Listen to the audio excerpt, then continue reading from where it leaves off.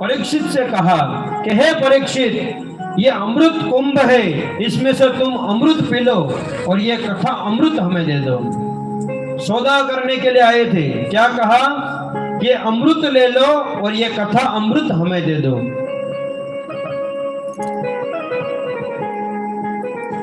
परीक्षित जी महाराज ने अपने गुरु सुखदेव जी के सामने देखा, कहा गुरु जी, इन दोनों में फर्क क्या है, वो आप हमें बताइए। तब सुखदेव जी कहते हैं कि राजन, ये अमृत ऐसा अमृत है जिसको पीने से तुम अमर हो जाओगे, लेकिन तुम्हारे अंदर हमेशा मृत्यु का भय तो रहेगा ही, भले ही तुम अमर हो जाओ।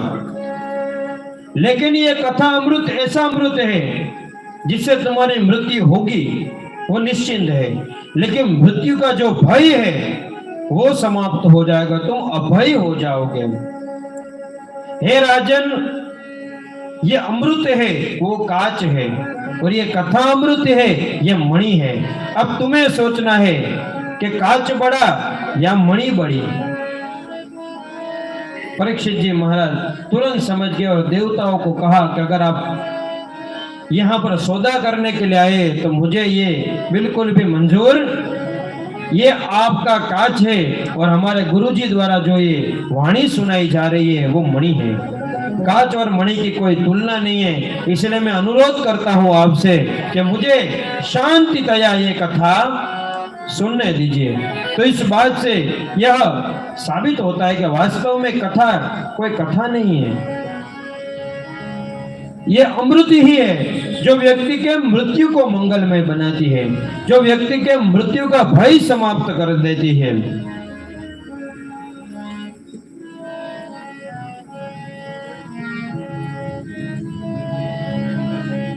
एक समय में ब्रह्मा जी ने स्वर्ग लोक के अंदर तुला यानी के तराजू रखा, जिसमें एक तरफ भगवान की कथा रखी और एक तरफ अखिल ब्रह्मांड का जितना भी सुख है वो सब कुछ रख दिया। लेकिन जिस जगह पर भगवान की कथा थी वो कथा का पलड़ू जरा सा भी नहीं हिला, झुका नहीं। तब ब्रह्मा जी के मन के अंदर आश्चर्य होगा, कैसी ये कथा, ये कथा का जो ये ग्रंथ है उसके अंदर भार नहीं होता, उसके अंदर वजन नहीं होता, लेकिन जो शब्द लिखे वो शब्द मोती के समान है। 18,000 श्लोक है, 12 स्कंद है। ये श्लोक अगर हमारे जीवन में उतर जाते हैं, हम कथा सुनने के लिए आते हैं तो कथा के अंदर सब कुछ हमारे अंदर उतर जाए ऐसा जरूरी नहीं होता है। अगर सब कुछ समझ में आ जाएगा तो दूसरे बार कौन आएगा।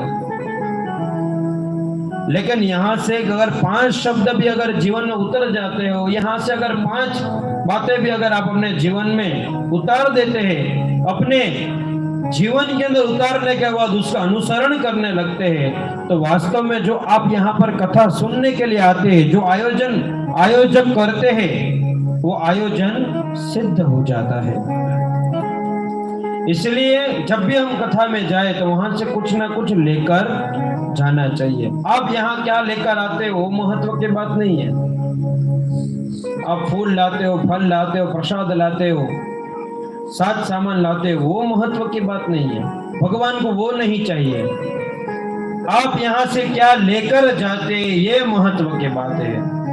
भगवान कहते हैं कि सब कुछ लेकर जाओ यहाँ से, लेकिन एक चीज मेरे पास छोड़कर जाओ, वो है मन।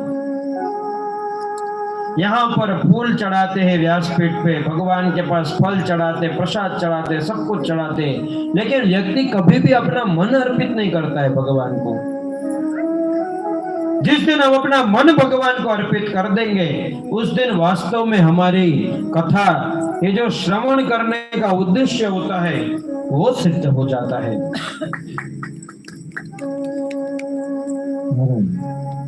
और दूसरी बात कि जो ताली है वो फ्री में बजती है, उसमें कोई शुल्क नहीं लगता है, ना जीएसटी लगता है, ना इसमें कोई चार्ज है। और ये एक्यूप्रेशर पद्धति है।